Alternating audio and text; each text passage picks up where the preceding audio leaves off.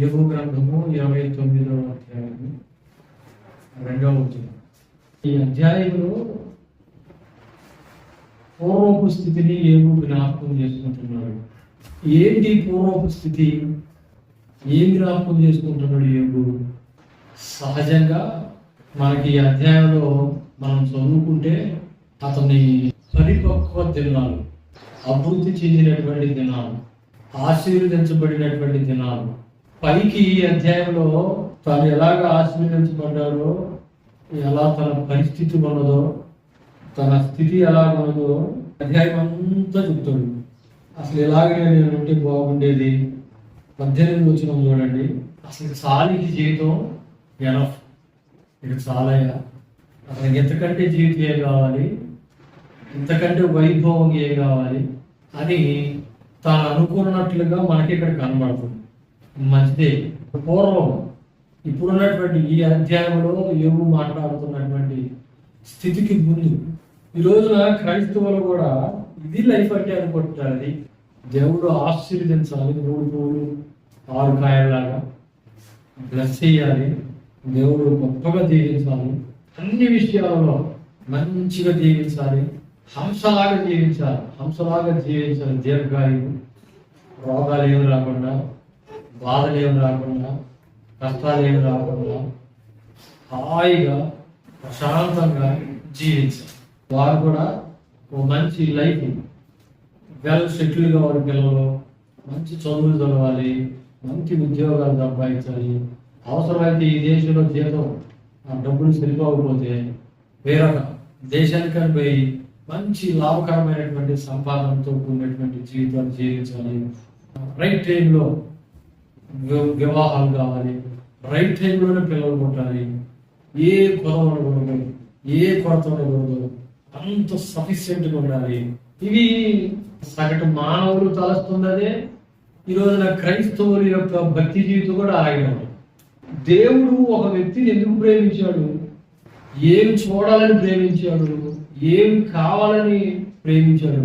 ఒక మనిషిని దేవుడు ప్రేమించడానికి కారణం ఏంటిది?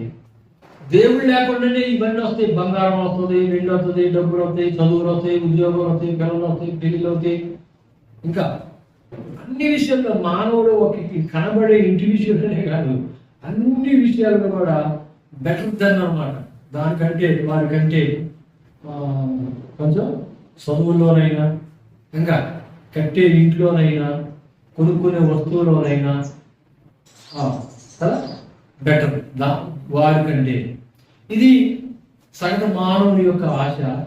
ఈ రోజున ఈక్వల్ క్రైస్తవులు కూడా అలాంటి భావంతోనే ఉండిపోవాలి.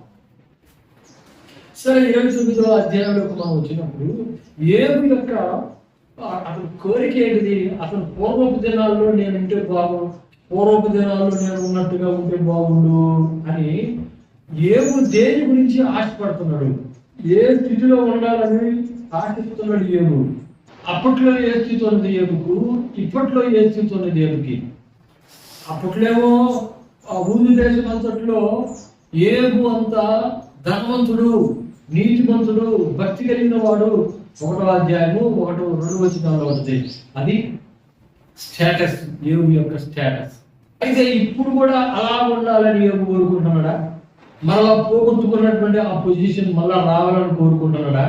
పోగొట్టుకున్నటువంటి 7,000 గొర్రెలను, 3,000 ఒంటెలను, 500 జతల ఎడ్లను, 500 ఆడుగాడులను కలిగి బహుమందు పనివాడు అతనికి ఆస్తిగా అది కోరుకుంటున్నాడా? మరలా యోబు మరలా కుమారులు చనిపోయారు కదా, కుమార్తెలు మరలా వారు కావాలని కోరుకుంటున్నాడా యోబు? మరి ఏం కోరుకుంటున్నాడు?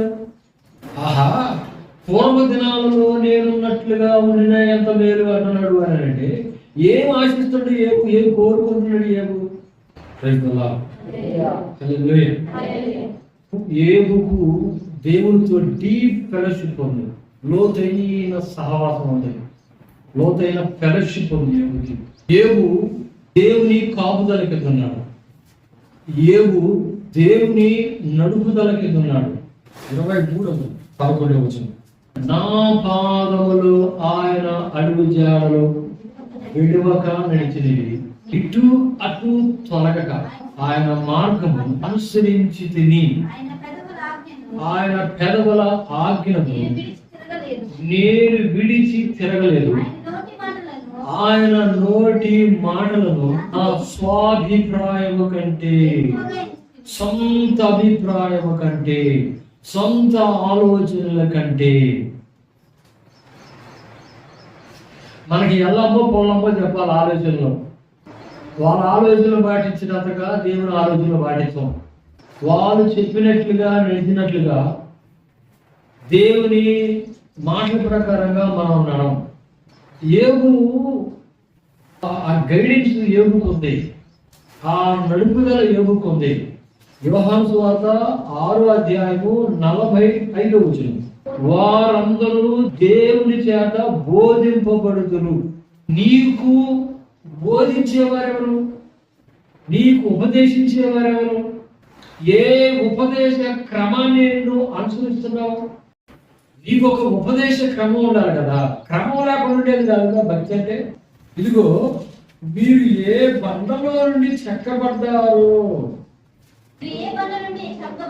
మీరు ఏ బండ నుండి చెక్కబడితే దాన్ని ఆలోచించు. మీరు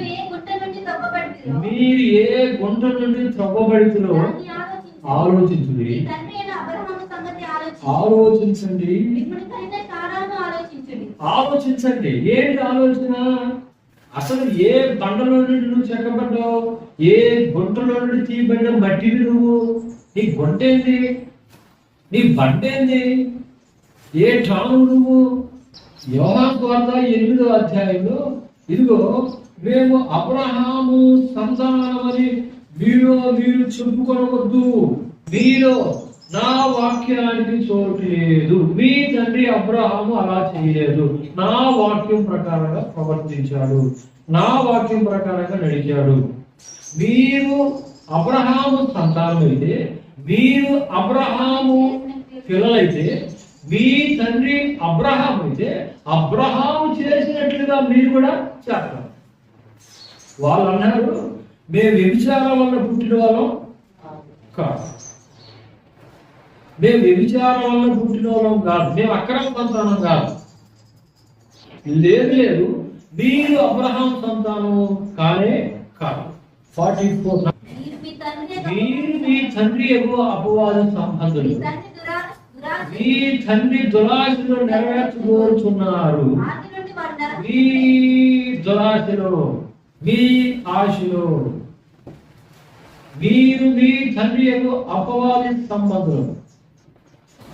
మీరు అబ్రహాము సంతానమని మీరు చెప్పుకో తలకొద్దు. మీరు కానే కాదు, మీరు అబ్రహాము టాను కాదు, లేదా అబ్రహాములో నుండి తీయబడిన ముక్క కాదు. ఇప్పుడు అంతా కూడా ఏంటిది? మ్యాచ్. ఇది ఇప్పుడు ఉన్నటువంటి పరిస్థితి. ప్రార్థన చేయండి, ప్రార్థనా పూర్వకంగా చెప్పేయండి. దేవుడు నడిపిస్తే యు నెవర్ ఫెయిల్. నువ్వు ఎప్పుడు కూడా ఫెయిల్ కావు. నీ మార్గము ఆయన నడిపించకపోతే, నీ జీవితాన్ని చేయి పట్టుకొని ఆయన నడిపించకపోతే, నీ జీవితాన్ని చేయి పట్టుకొని నీకు బోధించి నడిపించకపోతే, కోరుకో, దేవుణ్ణి కోరుకో, దేవుణ్ణి వేడుకో. నీ మార్గం నాకు చూపించు, నీ మార్గంలో నన్ను నడిపించు, నీ చిత్తం నాకు బోధించు, నీ చిత్తం నేను చేయనట్లుగా సహాయం చేయి, లోబడినట్లుగా సహాయం చేయి. నీ జీవితంలో ఎప్పుడు ఫెయిల్ కావు. ఒకవేళ పడ్డా నడిపించేవాడు దేవుడే కాబట్టి పడినా నేను పైకి లేవను. ఒకవేళ నీ మార్గానికి చుక్కాని ఆయన కాకపోతే, నీ జీవితానికి చుక్కాని నడిపించే చుక్కాని ఆయన కాకపోతే, ఒకవేళ నీ జీవితంలో నావకు నావికుడు ఆయన కాకపోతే, ఘోరమైనటువంటి ప్రమాదాలు మనం ఎదుర్కోవాల్సి వస్తుంది. యోబు తన పూర్వపు దినాన్ని ఆశ్రయిస్తున్నాడు. ఏంటిది తన పూర్వపు దినం? దినాలు అనండి దేవుని నడిపింపు. చూడండి 29వ అధ్యాయం 2వ వచనంలో, ఆయన దీపము నా తలకి పైగా ప్రకాశించింది, తేజము వలన చీకటిలో కూడా నడిచాడట. ఆయన అది ప్రశ్న చేసుకోవాల్సింది ఏంటంటే, నీతో వేసి నడుస్తున్నాడే, నువ్వు ఆయనతో నడుస్తున్నావా లేదా? నీ సొంత మాటవా, నీ సొంత ఆలోచనలా, నీ సొంత ఉద్దేశాలా? ఈ రోజున ప్రార్థనలన్నీ ఎట్లా ఉంటాయంటే, ఏసయ్యా ఈరోజు నేను పరామర్శకి వెళ్తున్నాను, కమ్ టు మీ అంటున్నాను. నువ్వు వచ్చుదువుగా కామెంట్. అప్పుడు ఆయన నీ వెనక బుడుగు పట్టుకొని నీ వెనక బయలుదేరుతాడు. ఇప్పుడు ఏసై ఎస్కార్తో ఉన్నది మీకు రైట్ నో అంటాం మంచిగా.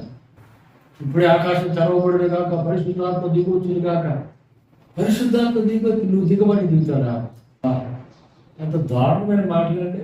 అంటే ఆయన మీ శిక్ష అయ్యింది, ఫ్యాన్ స్విచ్ అయిపోయి ఫ్యాన్ జరగడానికి, స్విచ్ అయితే లేయడానికి. ఇప్పుడే ఆయన దిగొచ్చింది కాక, ఇప్పుడే ఆయన కమ్ముకున్నాడు కాక. ఆయన చిత్తం లేకుండా వస్తాడా? ఇలాంటి డంబాలతో కూడా ప్రార్థనలు, ఎచ్చుమారి ప్రార్థనలు కూడా ఉంటాయా? నువ్వు ఆయనకు ఆజ్ఞాపిస్తావా? సృష్టించబడినది సృష్టించిన వారితో వాదన పెట్టుకోవచ్చా అంటాడు రోమా 9వ అధ్యాయంలో. అది నీ జీవితంలో ఎరువు ఎత్తున్న ప్రశ్న అదే. నా పూర్వపు దినాల్లో నేను ఉన్నట్టు అంటే, మరలా ఆ 7,000 గొర్రెలు, ఆ 7,000 బండ్లు, ఆ 500 జతల ఎడ్లు, ఆ ఉన్నతమైనటువంటి స్థితి, ఆ చచ్చిపోయిన కుమార్తెలు మరలా కలుగుదిరిగాక, మళ్ళా రిటర్న్ పోగొట్టుకున్నటువంటిదంతా మళ్ళీ తిరిగి వచ్చును కాక అంటే వచ్చిపోద్దా? దానికోసమా ఏమో ఆశపడుతుంది. మనం అనుకుంటాము, చాలా మంది మనం అనుకునేది ఏంటంటే చిన్నదే కదా అని అనుకుంటాం. ప్రశాంతి ఎక్స్ప్రెస్ తెలుసు కదా, దానికి వినకొండ స్టేజ్ లేదనుకుంటాం. వినకొండ స్టేజ్ లేదు. మా మామయ్య బామ్మడి డ్రైవర్, ఆయన మా బామ్మడి జాకోబ్ అని విజయవాడ డ్రైవర్. ఆయన డ్రైవరు పక్క స్టేషన్కి పర్మిషన్ స్టేషన్ మాస్టర్ రాసి ఓ స్లిప్లో పెట్టి, ఒక రింగ్ ఒకటి ఉంటుంది, ఆ రింగ్లో పెట్టి గార్డు వచ్చి స్టేషన్లో నిలబడతాడు. స్టేషన్లో నిలబడినప్పుడు పోతున్నప్పుడే ఇలా తీసుకొని వెళ్ళిపోవాలి. ఏంటి పర్మిషన్, స్టేషన్ మాస్టర్ ఇచ్చినటువంటి పర్మిషన్. అది ఎంత స్పీడ్లో వస్తుందో తెలుసు కదా.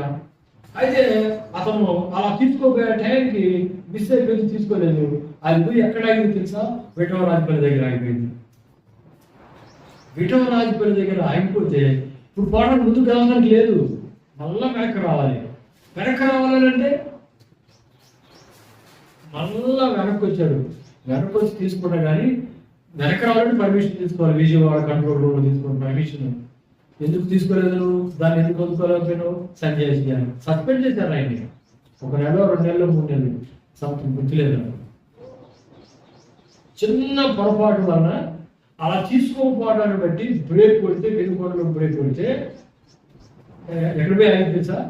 బ్రేక్ అంటే సడన్ బ్రేక్ అయితే మొత్తం దొరికిపోద్ది కదా. కొట్టుకుంటూ పోవాలి. బ్రేక్ కొట్టుకుంటా పోయే లోపు ఎక్కడ విఠవరాజపల్లి దగ్గర పోయి ఆగింది బండి, ట్రైన్. చిన్న పొరపాటే, చిన్న పొరపాటు ఎంత దూరం పోయి ఆగింది తెలుసా? చిన్న మిస్టేక్స్, మనం చేసేటువంటి తప్పిదాలు దేవునికి ఎంత దూరం జరిగిపోయినట్లు చేస్తాయి. చిన్న తప్పిదం అని నువ్వు అనుకుంటావు కదా. ఆదికాండంలో మీరు ఇంటికెళ్ళి చదువుకోండి, పండు తినొద్దు అని అన్నందుకు, ఆదాము అవ్వల కలిసి పండు తిన్నందుకు ఎంత దూరం జరిగిపోయాడు తెలుసా దేవుడు? ఎంత దూరం.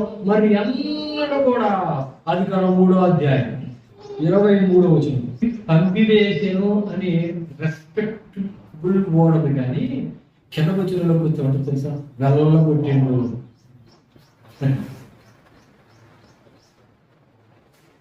గెట్ అవుట్ ఫ్రమ్ మీ, నా సన్నిధిలో నుంచి వెళ్ళిపో.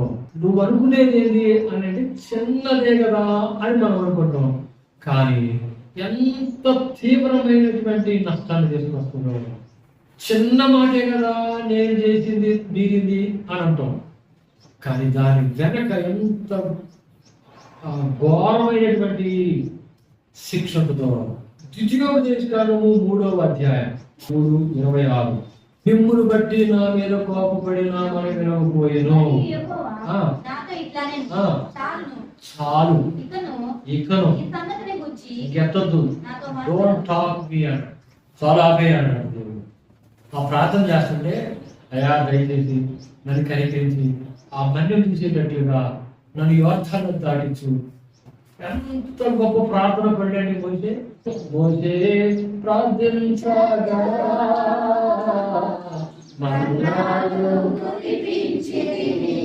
ఆకాశం తెరవబడి బండను పిలిచిందండి. బండ దగ్గరికి వెళ్ళి బండను కొడితే బండ నుండి నీరు వచ్చింది. ఎర్ర సముద్రంకి వెళ్ళి ఆ కర్ర సముద్రం కొడితే పాయలైపోయింది. ఐగుప్తులో సూచక్రియలు మహత్కార్యాలు చేసేది మోసే. ప్రతి సమయంలో దేవుడు మోసే మాట కన్నాడు. కానీ 3వ అధ్యాయం 20వ వచనంలో చూడండి, నువ్వు ఆ మాట ఎత్తొద్దు, అసలు ఆ ప్రార్థన చేయకు. ఆ మాట ఎత్తుతుంటే నాకు కంపరం అన్నట్టుగా చూడండి, ఇక నువ్వు ఆ మాట ఎత్తొద్దు. నువ్వు ఎందుకు అంత బాధతో మాట్లాడుతున్నాడు దేవుడు? ద్వితీయోపదేశకాండం 34వ అధ్యాయము 12వ వచనం చూడండి. అధికారం అర్థం. ఐగుప్తు దేశంలో ఫరోకును అతని సేవకులందరికీ అతని దేశమంతటికి ఏ సూచక క్రియలను మహత్కార్యములను చేసినో యెహోవా పంపెను. వాటి విషయంలోను ఆ బాహుబలవంతుడి విషయంలోను మోషే ఇశ్రాయేలు జనులందరి కన్నులు ఎదుట కలుగజేసిన మహాభయంకర కార్యముల విషయంలోను యెహోవాను ముఖాముఖిగా ఎరిగిన మోషే వంటి ఇంకొక ప్రవక్త ఇశ్రాయేలీయులలో ఇదివరకు పుట్టలేదు. అంత గొప్ప ప్రవక్త అండి మోషే. కానీ 3వ అధ్యాయం 26వ వచనంలో అంటున్నాడు చూడండి, నువ్వు ఆ సంగతి ఎత్తొద్దు. చిన్న తప్పిదం నిన్ను దేవుడికి ఎంత దూరం చేస్తుంది. మనం ఏ తప్పులు చేయాలన్నట్టుగా ప్రార్థన చేస్తావు. అసలు నీకు దేవుడికి మధ్యలో ఎంత గ్యాప్ ఉందో నువ్వు ఎప్పుడైనా ఆలోచించావా? దేవునికి అంతనంత దూరంకి తొలగిపోయావని నువ్వు ఎప్పుడైనా ఆలోచించావా? దేవుని చెయ్యి పట్టుకున్నా అంతనంత దూరానికి లోతుకి దిగిపోయావేమో నువ్వు ఎప్పుడైనా ఆలోచించావా? నీవెప్పుడు అలాంటి ప్రార్థన చేయవు. ఓ చిన్న విషయంలో మోసే బండతో మాట్లాడు అన్నాడు మోసే. దేవుడు ఎవరు? బండతో. మోసే ఏం చేశాడు? బండలో నుండి మోసే ఎన్నిసార్లు నీళ్ళు ఇప్పించాడు ఇశ్రాయేలుకి? ఒకసారి బండను కొట్టు అన్నాడు. ఫస్ట్ టైం బండను కొట్టు అన్నాడు. సంఖ్యాకాండం 20లో అంటాడు, నీవు వెళ్ళి బండతో మాట్లాడు అంటాడు. బండతో కొట్టమన్నప్పుడు నీళ్ళు వచ్చింది. నీవు వెళ్ళి బండతో మాట్లాడు అని అంటే మోసే వెళ్ళి బండతో మాట్లాడకుండా బండను కొట్టాడు. 2 times కొట్టాడు బండని. ఫస్ట్ టైంలో బండను కొట్టు అనగా దేవుడు నిర్గమకాండంలో ఉన్నది. ఆ ఫస్ట్ టైంలో బండను కొట్టు అనగా బండను కొడితే నీళ్ళు వచ్చింది. ఇప్పుడు బండతో మాట్లాడు అని అంటే మోసే కోపాన్ని ఉంచుకోలేక, ద్రోహులారా ఈ బండలో నుండి మేము మీ కొరకు నీళ్ళను రప్పించవలన అని 2 మార్లు కొట్టాడు. అందుకు దేవుడు, మీరు నా మాటను సన్మానించలేదు, నా పరిశుద్ధతను సన్మానించలేదు, మీరు నా మాట మీద తిరగబడ్డారు. నీకు ఎప్పుడైనా అనిపించిందా దేవుని మాట మీద నేను తిరగబడ్డాను అని? సాతాను మనల్ని సులువుగా మోసం చేసింది అంటే ఏం లేదు. అదే నువ్వు చాలా మంచి వ్యక్తివి, అసలు నీకేం లాభం ఉంది, నువ్వు దేవుడి విషయంలో అన్ని విషయాల్లో దేవుడు నువ్వు నమ్మకం ఉంటావు, అసలు నీకంటే ఎవరున్నారు ఒకసారి చూసుకో, ఇక్కడ ఉన్న వాళ్ళని చూసుకో, నువ్వు చాలా బెటర్ దెన్ అందరికంటే అన్నట్టుగా నిన్ను సాధారణ సులువుగా మోసం చేస్తాను. ఈ కెనాట్ అండర్స్టాండింగ్ మనం అర్థం చేసుకోలేదు అంతే. మనకు అర్థం కావాలి.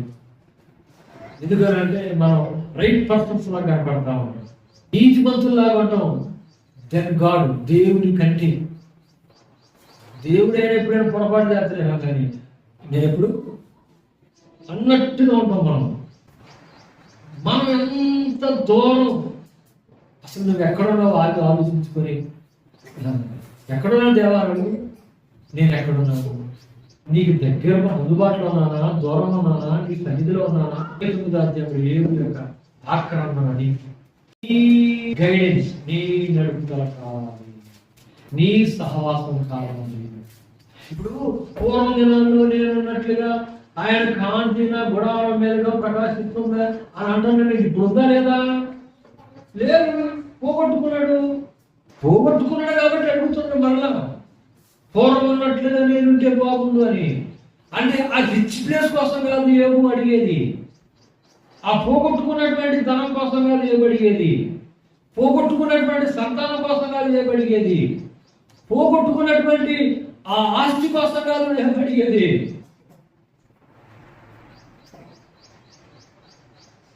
పోగొట్టుకున్నటువంటి ఆ ఫెలోషిప్. ఎందుకని నాకు దూరంగా పోతున్నాడు, ఎందుకు నేను పిలిచినా పలకట్లేదు ఆయన,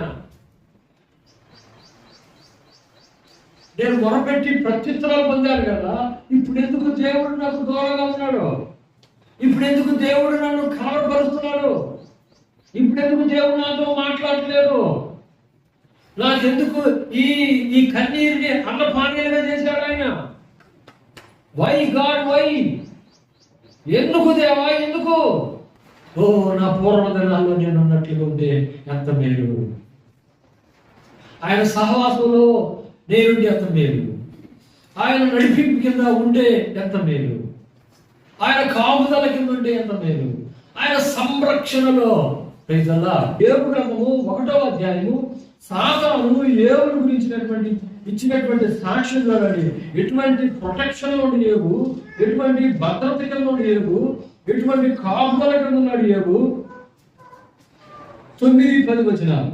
నీవు అతనికి అతని ఇంటి వారికి అతనికి కలిగిన సమస్తములకు చుట్టూ కంచి వేసింది కదా, చుట్టూ కంచి వేశావు. ఎటువంటి ప్రొటెక్షన్ ఉన్నాడు యోగుకి, ఎటువంటి భద్రత ఉందండి యోగుకి, ఎటువంటి కాపుదల ఉంది యోగుకి, ఎటువంటి ప్రొటెక్షన్ ఉంది యోగుకి. సాతాను కూడా యోగు దగ్గరికి రాలేనంత ప్రొటెక్షన్. ఏం చేయలేనంట సాతాను. నేను ఏం చేయలేకపోతున్నాను యోగుని. ఎందుకంటే నువ్వు అతను చుట్టూ కట్ చేసావు. నవ్వు ఇప్పుడైతే ఆ ప్రొటెక్షన్ పోయింది, చుట్టూ కంచి కొట్టివేసాను. అది ఆక్రమణ. నా పూర్వపు దినాల్లో నేనుంటే దేవుడు వెళ్ళారా ఈ ఉదయకాల సమయంలో నిజంగా మన పరిస్థితి ఎలా ఉన్నది, దేవుడితో నీ ఫెలోషిప్ ఎలా ఉంది, దేవుడితో నీ సహవాసం ఎలా ఉంది, దేవుని కాపుదల ఉందా, దేవుని భద్రత ఉందా నీకు, దేవుని నడిపింపు ఉందా నీకు, దేవుని సహవాసం ఉందా నీకు, దేవుని పోషణ, దేవుడిని పోషిస్తాడా? ఎవరు పోషిస్తారండి? దేవుడు పోషిస్తాడు. సంరక్షణ పోషిస్తాడు. సింహపిల్లలు ఆకలి వెలిగి లేవిగిరిపడ్డే కానీ యెహోవాను ఆశ్రయించే వారికి ఏ మేలు. పిత్తని పక్షులను ఆయన కాకులను పోషించే దేవుడు అండి. అరసు పిల్ల కాకులను పోషించి వాటికి ఆహారం ఇచ్చే. అడవిలో ఉన్నటువంటి పశువులు ఉంటాయి, అడవిలో జంతువులు ఉంటాయి. ఎవడు పోషిస్తున్నాడు? గడ్డి ఎవరు ఎత్తున్నాడు, వాటికి నీళ్ళు ఎవరు ఎత్తున్నాడు? నీ జీతం 10వ తారీఖు కల్లా ఇసుకాకి. మన దృష్టి దాని మీద లేదు, దేవుని మీద ఉంది. కాబట్టి అది దాని కదా మనం ఆశ్రయించింది, ధనాన్ని కదా మనం ఆశ్రయించింది, దేవుణ్ణి ఆశ్రయించాం. కాబట్టి నీకు ఏ మేలు కొద్దిపోయింది. ఈ ఉదయకాల సమయంలో దేవుని మీద యోబు ఆశపడుతున్నది ఆ సంరక్షణ, ఆ నడుపుదల కోసం, ఆ కాపుదల కోసం, ఆ నడిపింపు. నీకు ఆయన నడిపించేటువంటి సహవాసం నీకుందా? నీకు బోధించి నిన్ను నడిపించే ఆ ఫెలోషిప్ నీకుందా? నీ గైడర్ దేవుడేనా? నిన్ను నడిపించే నావికుడు దేవుడేనా?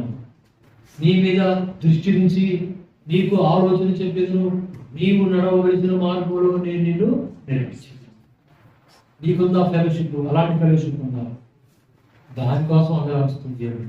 ఉదయకాల సమయంలో నీ జీవితంలో కూడా అలాంటి ఆ కృప నీకు లేదేమో, ఆ సహవాసం, ఆ కాపుదల నువ్వు కలిగి ఉండలేదేమో, పోగొట్టుకున్నావేమో.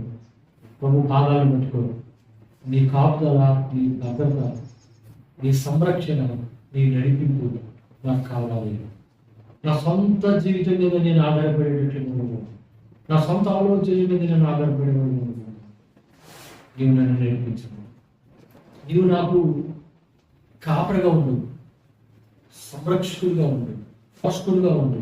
ఈ సన్నిధి నాకు కావాలి, నువ్వు నాతో ఉండు అని దేవులాంటి ఆక్రమణ మనం చేయగలిగితే దేవుడు అన్యాయస్తుడు కాదు.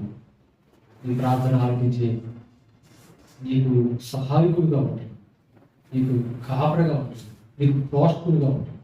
అది ఆయనకు ఆనందం కలిగజేస్తుంది. అందుకోసం మనం చేయగలం. మధ్యాహ్నం ప్రభు పాదాలు పట్టుకుందాం, ప్రభు మీద ఆధారపడదాం అనుకుందాం. ఆ కుటుంబ పరిశుద్ధాత్మ మనకి దయచేయను కాబట్టి చిన్న ప్రార్థన చేసుకుందాం. ప్రభువా, నీ నడిపింపు లేక వీటి పడితే అట్లా నడిచారయ్యా, నన్ను కనికరించి క్షమించాను. ప్రభువా, నీ పోషణ మీద ఆధారపడక నా మీద నేను ఆధారపడ్డాను, నన్ను కనికరించి క్షమించాను.